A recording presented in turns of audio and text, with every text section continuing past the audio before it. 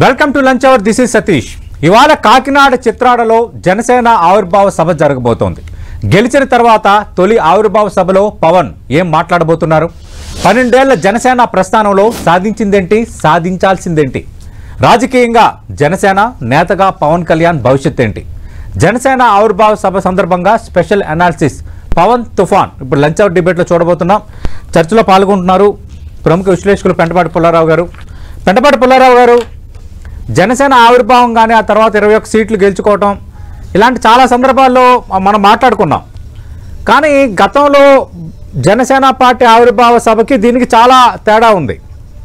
ఎందుకంటే ఒక రాజకీయ పార్టీగా రూపాంతరం చెందిన 2019 ఎన్నికల్లో 1 సీటు గెలుచుకోవటం, ఆ ఒక్క MLA YSR Congress party connect అయిపోవడంతో ఇంకా వాళ్లకు చట్టసభల్లో ప్రాతినిధ్యం లేకుండా పోయిన పరిస్థితి. కానీ ఈసారి 100% స్ట్రైక్ రేటుతో 21 సీట్లు పోటీ చేసిన 21 సీట్లలో విజయం సాధించడం కానీ, శాసన మండలిలో అడుగుపెట్టడం కానీ, అలాగే లోక్సభలో అడుగుపెట్టడం కానీ, ఇవన్నీ నేపథ్యంలో ఈ సభ అనేది అత్యంత ప్రతిష్టాత్మకమైనది. అలాగే జనసేనకి పవన్ కళ్యాణ్కి తన రాజకీయ చరిత్రలో చాలా కీలకమైన సభ ఈరోజు. అంటే పవన్ ఏం మాట్లాడబోతున్నారంటే ఏం చెప్తారు? భవిష్యత్తుపై మీ అంచనా ఏంటి? ఒకటి మెయిన్ థింగ్ ఏం మాట్లాడతాడో ఆయన చెప్తాడు. చాలా బాగా జరిగింది, చాలా దూరం వెళ్ళాలి, పార్టీ ఇంకా అది చేయాలి న్యాచురల్ గా చెప్తాడు. దాంట్లో కొత్త ఏం ఉండదు. తప్పకుండా చాలా అదృష్టవంతుడు. చక్కటి అలయన్స్ కుదిరింది, అందువల్ల పవర్ లోకి వచ్చారు. అలయన్స్ కుదరకపోతే పవర్ లోకి వచ్చేది లేదు. పెరుగుదును పార్టీ, నో డౌట్ పెరుగుదును. ఎమ్మెల్యేలు వస్తారా లేదా చెప్పలే, కానీ పార్టీ 6-7% ఓట్ల నుంచి 10-15 ఎంతో పెరుగుతుంది గ్యారంటీగా. అదృష్టం ఏంటంటే అలా కుదిరింది ఆ అలయన్స్. దానివల్ల పవర్ లోకి వచ్చారు, పవర్ ఎంజాయ్ చేస్తున్నారు. మొన్న నిజంగా చెప్పాలంటే పార్టీ ఎప్పుడు ఫామ్ చేసినా అనవసరం. 2019 నుంచే మనం లెక్క పెట్టాలి. 5 సంవత్సరాల్లో చాలా అదృష్టంగా అధికారంలోకి వచ్చారు. అది ఇప్పుడు ఏం చేస్తారు? ఆల్రెడీ 8 నెలలు అధికారంలో ఉన్నారు. ఒక ఆలోచన ఆయన మీద ఓటేసిన వాళ్ళకి, ఆ కూటమికి వస్తుంది కదా, ఇది అనుకున్నట్టుగా జరుగుతుందా, మన ఆశలు తీరుతున్నాయా ఏంటి అని వస్తాయి. తర్వాత 2018-19 నుంచి యాక్టివ్ గా ఆయనతో ఉన్న వాళ్ళు 1000 మందా 1,00,000 మందా వర్క్ చేసిన వాళ్ళకి వాళ్ళ ఫీలింగ్స్ ఏమున్నాయి బయట పెట్టుకోరు అనుకోండి, అది కూడా మనకు బయటికి వస్తాయి స్లోగా. ఈవేళ ఏంటంటే ఆ పార్టీ అధికారంలో కొంచెం కొత్తగా వచ్చింది, ఇంకా టైం ఉన్నది, మంచి విలువ ఉన్నది ఆయనకి. ఆ అలయన్స్ లో ఆయన మాట వింటున్నారు. అందువల్ల వర్కర్స్ వాళ్ళు ఆశిస్తారు కూడా, మనకి ఏదో ఇది వస్తుంది, అది వస్తుంది, ఏదో వస్తుంది. ఫస్ట్ టైం మీటింగ్ కాబట్టి ఒక పెద్ద ఒక విజయం, ఒక విక్టరీ పెరేడ్ లాగా జరుగుతుంది ఈవేళ. కానీ దీంతో అయిపోయిందా? ఇది ఎల్లకాలం ఇలాగే ఉంటుందా? కాదు కదా. రోజు రోజు పాలిటిక్స్ మారిపోతాయి. కొత్త పార్టీలు రావచ్చు, బీజేపీ ఉండొచ్చు, టీడీపీ లేకపోవచ్చు, కలవచ్చు, ఇంకోళ్ళు రావచ్చు, కుల విషయాలు రావచ్చు, చెల్లి రావచ్చు, మనం చెప్పలేము. అందువల్ల ఫ్యూచర్ ఏంటి మనం ఇంట్రెస్టెడ్ గా చూడవలసింది. ఎంత సాధించా, ఇలా చేశా, అలా చేసాం, సరే అదందరికి మనకు తెలుసు, మానవత్వంగా మనం చెప్పుకుంటాం. కానీ ఫ్యూచర్ ఏంటి? నువ్వు ఎలా తీసుకెళ్తావు? నీ పార్టీకి ఏం లిమిట్స్ ఉన్నాయి? నీ వర్కర్స్ ఏమనుకుంటున్నారు? నీతో సేల్ అయిన వాళ్ళు 2018 నుంచి ఇవాళ వచ్చిన వాళ్ళు, వాళ్ళ ఆశలు తీరినాయా, ఫ్యూచర్ ఉన్నదా, అవన్నీ చెప్తారో లేదో మనం చూడాలి. ఊరికనే ఐడియల్ గా మార్చేస్తా రెవల్యూషనరీ ఏం జరగవు కదా. ఇప్పుడు పరిపాలనలోకి అధికారంలోకి వచ్చాక మనం మంచిగా చేస్తున్నారు, ఏదో ఉద్యోగుల కరప్షన్ ఏం బయటికి రాలేదు, సైకిల్ లేదు అని ఒప్పుకున్న. కొత్త ఎక్సైట్మెంట్ ఏమున్నది పరిపాలనలో ఈవేళ? మామూలుగా ఉన్నది అంతే. అందువల్ల ఆయన ఏం చెప్తాడో మీరు అన్నట్టుగా ఫ్యూచర్ ఎలాగుంటుంది, ఫ్యూచర్ ఏం చేస్తాడు, పార్టీని ఎలా తీసుకెళ్తాడు. 1000 మంది 1,00,000 మంది ఆయనతో 2018 నుంచి మొన్న ఎలక్షన్ మందలు చాలా మంది కొత్త వాళ్ళు వచ్చారు, టికెట్లు తీసుకున్నారు, గెలిచారు, ఆనందపడుతున్నారు. మిగతా వాళ్ళు రాని వాళ్ళు ఏం చేస్తున్నారు? అవన్నీ కూడా వాళ్ళకి ఏమి జవాబు చెప్తారు, అది మనం ఈవేళ ఎదురు చూసి చూడాలి. అంటే పుల్లారావు గారు, మనం చూసాం అంటే ఎన్నికలకు ముందు టీడీపీతో బీజేపీ కలుస్తుందా లేదా అన్న ఒక చర్చ. అంటే అంతకు ముందు పూర్వరంగంలో బీజేపీ వర్సెస్ టీడీపీ మధ్య వచ్చిన రాజకీయ పరమైన గ్యాప్స్ నేపథ్యంలో మాట్లాడుకున్నాం. అయితే పవన్ కళ్యాణ్ ఇనిషియేటివ్ తీసుకోవటం, ఆ టీడీపీ బీజేపీని కలపటం, నేను టీడీపీతోనే వెళ్తానని బీజేపీని కూడా ఒప్పించడం, ఫైనల్గా కేంద్రంలో ఎన్డీఏ అధికారంలో మసలటానికి ఆంధ్రప్రదేశ్ నుంచి గెలిచిన కూటమి లోక్సభ సీట్లు కూడా కీలకమయ్యాయి ఈరోజు. అంటే ఈ నేపథ్యంలో పవన్ పరపతి రాజకీయంగా పెరిగిందనేది మనకు అర్థమైంది. మరి ఆ పరపతి కంటిన్యూ అయ్యే వాతావరణం ఉందా? ఢిల్లీ లెవెల్లో రాజకీయంగా ఆయన వేస్తున్న అడుగులు కానీ చూపిస్తున్న పరిణితి కానీ ఎంతవరకు వెళ్ళబోతోంది? అంటే ఆయన ఎలా సాధించేదంటే ఆయన తక్కువ ఎంపీలు ఉండదా, తక్కువ బలం ఉండదా, ఆ అలయన్స్ తీసుకొచ్చాడు కాబట్టి ఆంధ్రప్రదేశ్ లో ఆ అలయన్స్ టీడీపీకి అవసరం వచ్చింది. ఆ అలయన్స్ వల్ల బలం యాక్ట్ చేసేది కాబట్టి మనం ఆయన న్యాచురల్ గా మోడీ వాళ్ళు ఆయన అంటే కృతజ్ఞతగా ఉంటారు.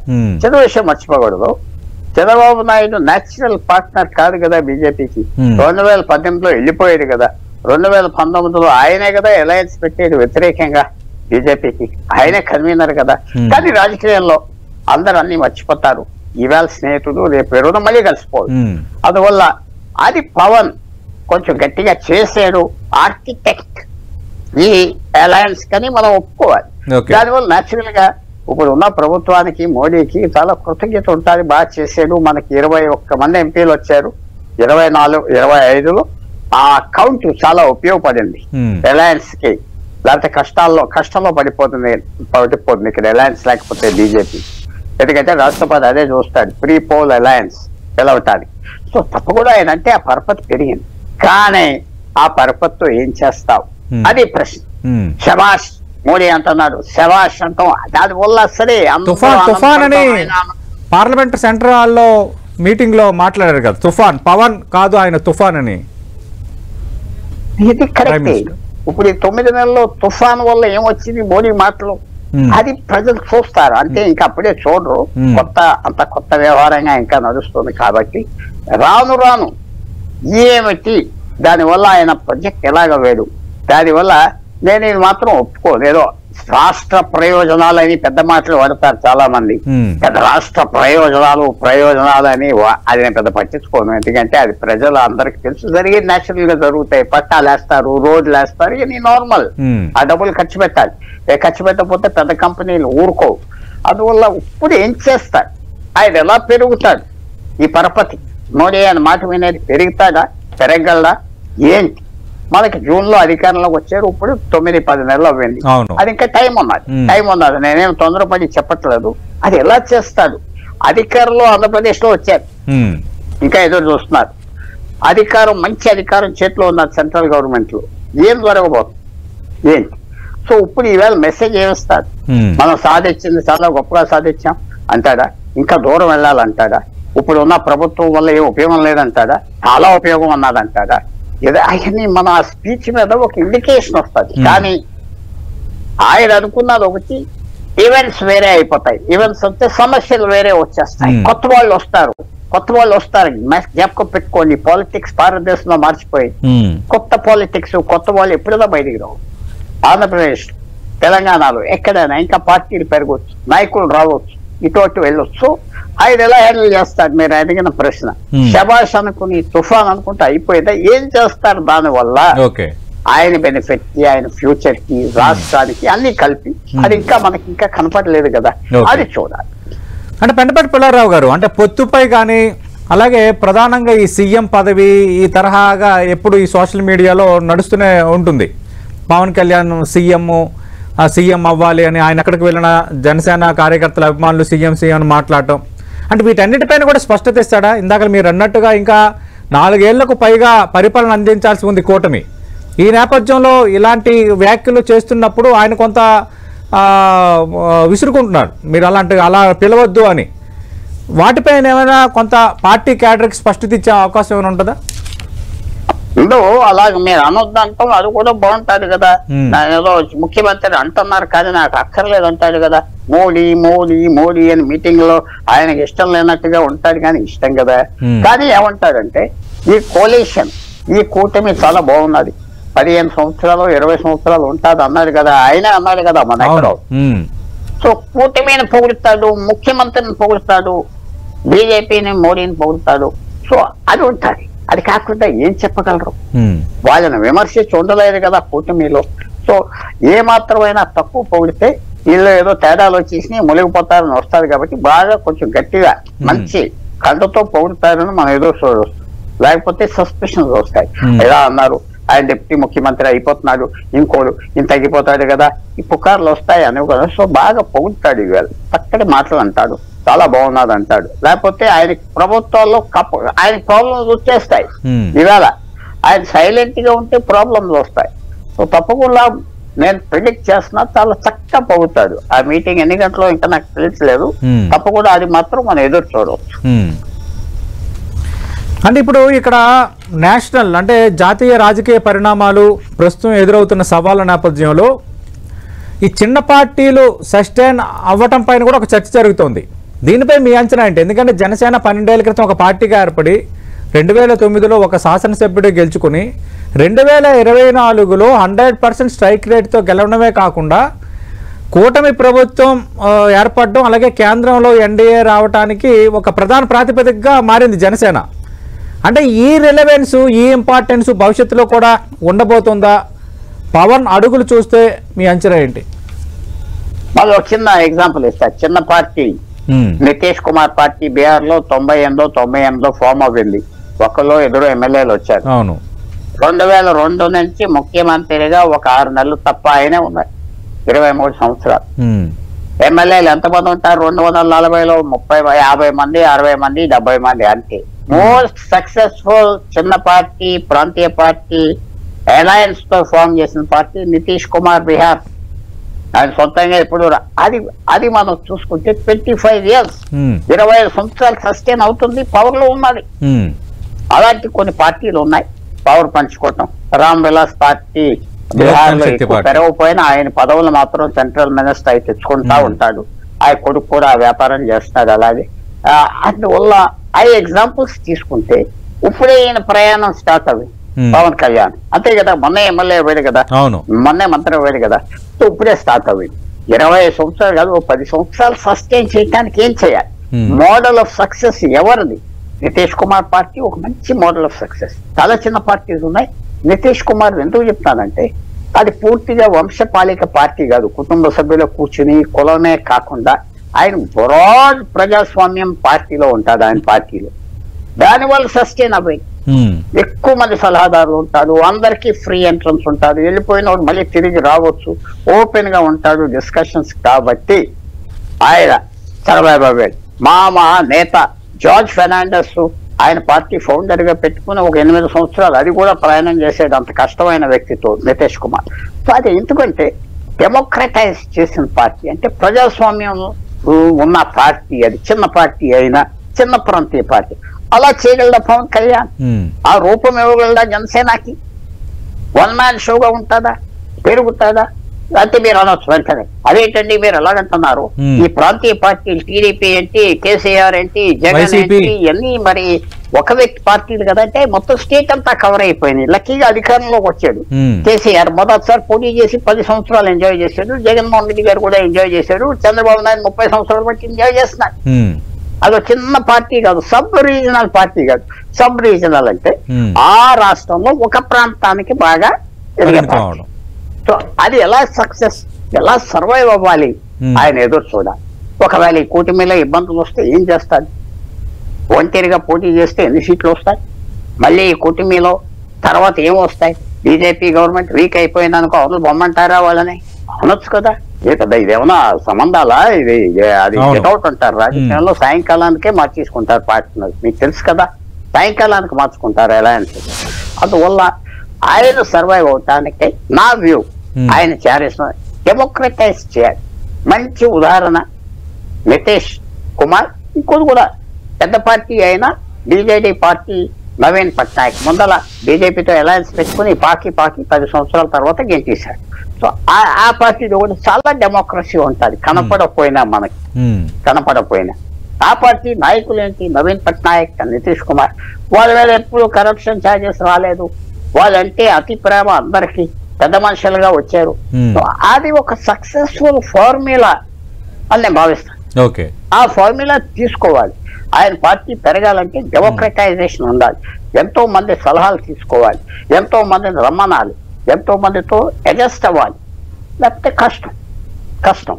ఇప్పుడు 21 మంది ఎమ్మెల్యేలు ఉన్నారు, నెక్స్ట్ టైం 21 మంది వస్తారని ఏమున్నది? అది కూడా మీరు చూడాలి. అలయన్స్ లో ఫ్యూచర్ ఏంటి అది కూడా మీరు అడిగితే అది వేరే జవాబులు వస్తాయి నా దగ్గర.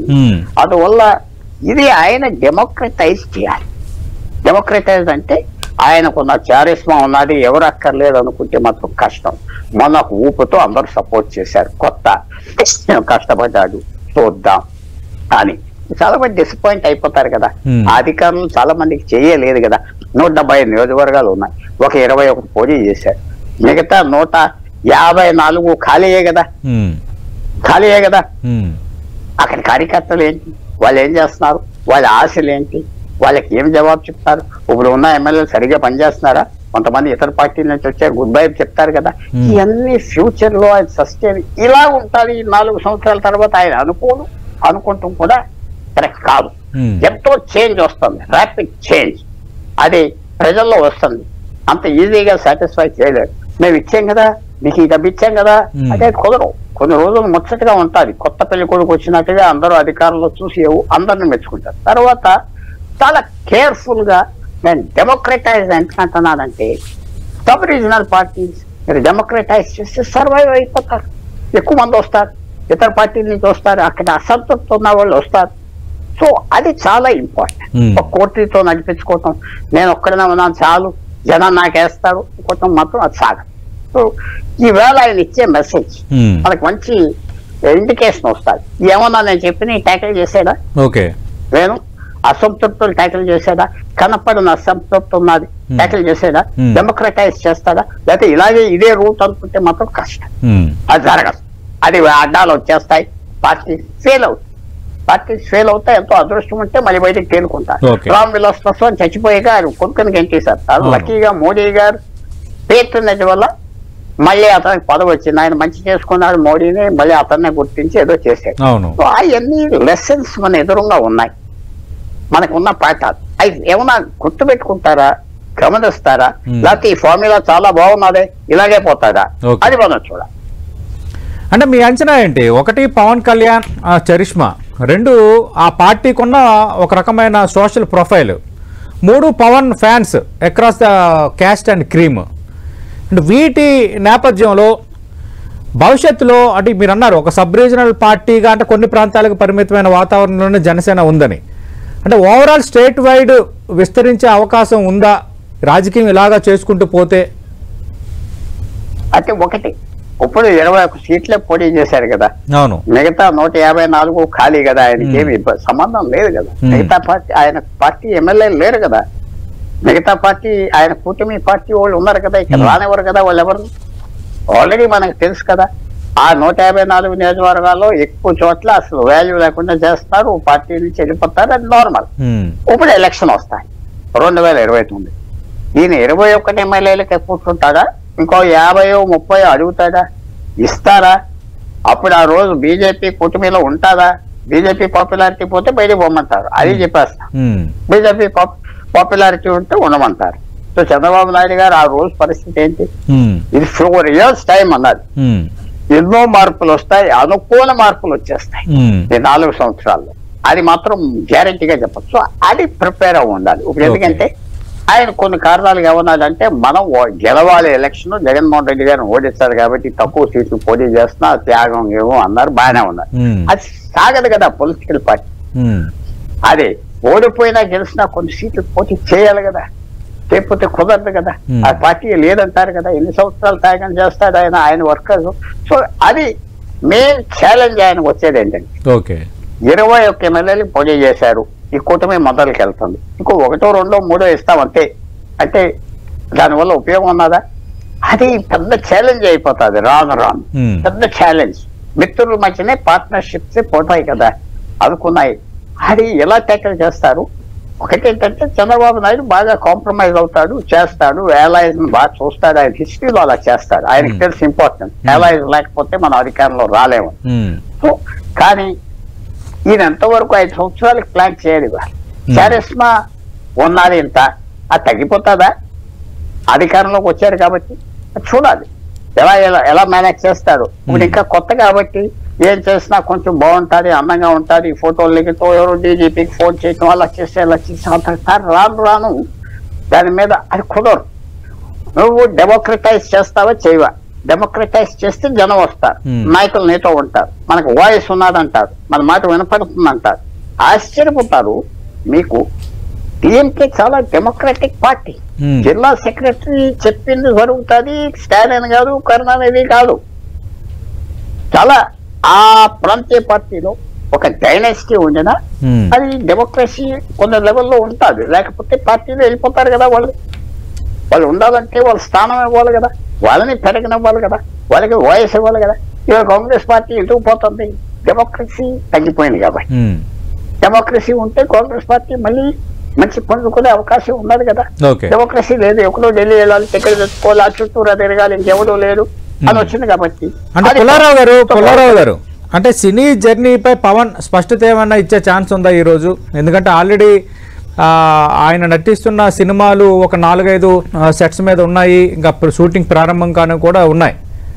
ప్రస్తుతం ఉన్న రాజకీయము డిప్యూటీ సీఎంగా ఆయన ఉండడం, మీరు అంటున్నట్టుగా జనసేన విస్తరణకు సంబంధించి ఆయన వేస్తున్న వ్యూహాలు, వీటి నేపథ్యంలో పవన్ సినీ జర్నీపై స్పష్టత ఇచ్చే ఛాన్స్ ఉందా? ఒకటి తప్పకుండా సినీ వదులుకుంటే నా చారిస్మా పోతాదేమో. నేను సినిమా యాక్టర్ గా వచ్చాను ప్రజల మొదల, ఆ సినిమా గ్లామర్ ఉండాలి, యాక్టింగ్ కొన్ని కంప్లీట్ చేయాలని కూడా ఉంటుంది ఆలోచన. నేను పూర్తిగా వదిలేసా, నేను రాజకీయంలోనే ఉన్నాను, సినిమాతో సంబంధం లేదంటే ఇంకోలాగా వెళ్తాను. ఎంజీఆర్ సినిమాలు చేయటం మానేశాడు, జయలలిత సినిమాలు చేయటం మానేశారు అంటే అది వేరే పరిస్థితి అండి. ఇప్పుడు ఆయన సినిమాలు మానేస్తే సినిమా గ్లామర్ పోతుందా?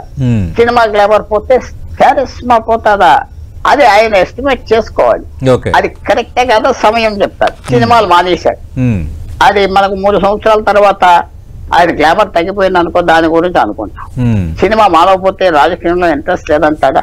ధైర్యంగా నేను ఈ కంప్లీట్ చేస్తా, నాది లైఫ్ నా వదలని ధైర్యంగా చెప్పగలరా?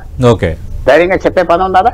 ఎస్, హైకోర్టు పంజాబ్ కూడా సిద్ధు అనే డిప్యూటీ ముఖ్యమంత్రికి నువ్వు టీవీ షోస్ చేస్తూ పర్వాలేదు, అది నీకు మంత్రిగా ఉన్నది, అది నీకు వ్యతిరేకం కాదని ఆల్రెడీ పెద్ద జడ్జిమెంట్ ఉన్నది, మీకు తెలుసు కదా. సిద్ధు అనే డిప్యూటీ సీఎం. సో లీగల్ గా బారలేదు. కానీ నేను అనుకుంటున్నా ఆయన సినిమా గ్లామర్ వదిలితే ఆయనకి నెట్ లాస్ మాత్రం ఉంటాయి, నెట్ నెగటివిటీ వచ్చేస్తాయి. ఎందుకంటే ఇంకో డైమెన్షన్ ఉండదు కదా మిగతా రాజకీయ నాయకుడు లాగానే.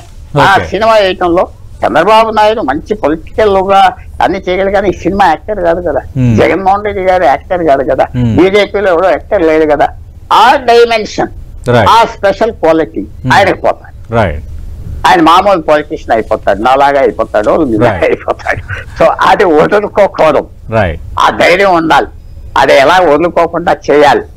ఆయన డిప్యూటీ సీఎం గా ఉండి రెస్పాన్సిబిలిటీ తగ్గించుకుంటాడా, ఏం చేస్తాడు? అది వదులుకుంటే ఇక్కడ నష్టం వచ్చేస్తుంది, పూర్తిగా నష్టం.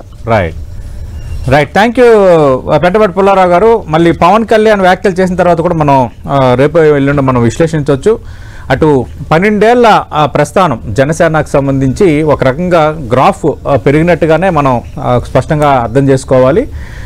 2024 ఎన్నికల్లో 100% స్ట్రైక్ రేట్తో సీట్లు గెలుచుకోవటమే కాకుండా అటు టీడీపీ, బీజేపీ, జనసేన 3 కూటమిగా ఏర్పడటంలో కీలక పాత్ర పోషించడం, కేంద్రంలో ఎన్డీఏ అధికారంలో రావటానికి, అలాగే ఇప్పుడు అధికారంలో మసులుతుండటానికి కీలకంగా మారడం కూటమి సీట్ల నేపథ్యంలో పవన్ ఇమేజ్ అయితే నేషనల్ లెవెల్లో బాగా పెరిగింది.